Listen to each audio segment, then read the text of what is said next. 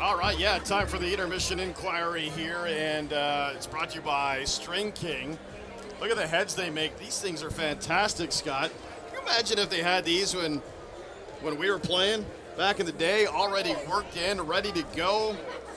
Yeah. We may still be playing. A name like Sean Evans probably wouldn't have been as big of a name as Pete Galladay. Probably put not. it that way. But anyway, these are fantastic. Let's take a look at question number 1 here. Let's see what's going on here. We don't know what it is. Let's see. Doug Louie has been named the interim commissioner of the MSL. What type of impact will this have on the league? Scott, we'll start with you. I don't really know Doug Louie, so I'm not too sure what impact he'll make. They need a commissioner, so it's a good step, even though he's just interim and acting. I don't think it'll make a huge difference. I don't think you'll see any changes. I don't think anyone will step back and say, man, who was the commissioner during the 2017 season? It was very significant. You won't even know he's commissioner, I don't think. Yeah, I don't know him. I met him before the game as part of the Ted Higgins presentation. The first I officially met him. Seems like a nice guy. Of course, Mr. Well, we got, hang on a second.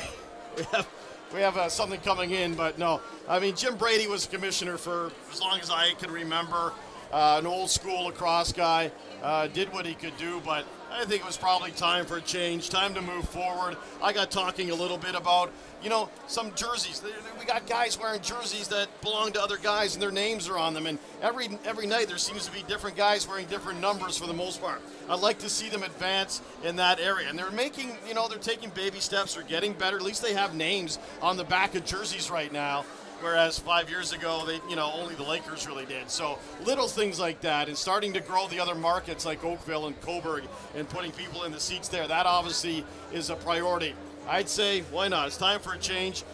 And as you say, though, we don't know them that well, so we'll find out.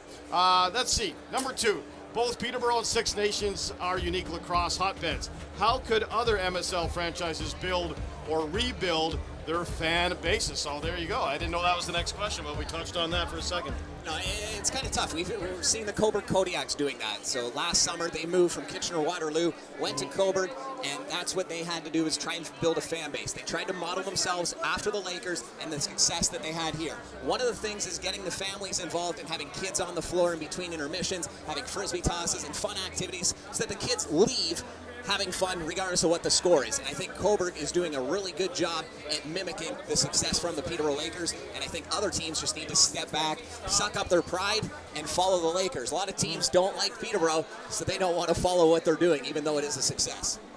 All right, you know what? I'm going to agree with you there. The one thing I'd love to see down in the Durham area, which is a real hotbed for lacrosse as well, fantastic lacrosse down there. They need to make some improvements to Iroquois in terms of air conditioning, maybe put a carpet in there, and maybe the fans will come out a little more. All right, here we go. We're going to move on here from that as we continue with the Twitter poll right here. And it's brought to you by String King, of course, the second intermission poll. Which team looks more dangerous throughout the season? The Chiefs, the Lakers, and according to the Twitter poll, it's the Peterborough Lakers 60-40. Scotty.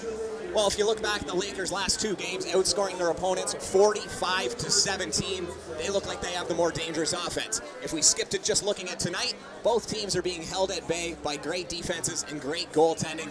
I think it's a toss-up. Both teams are having heck of a year. 5-0 for the Chiefs, 4-0 for the Lakers, looking to make it 5-0 tonight, but I don't think either team is above the other right now this early in the season. All right, very well said.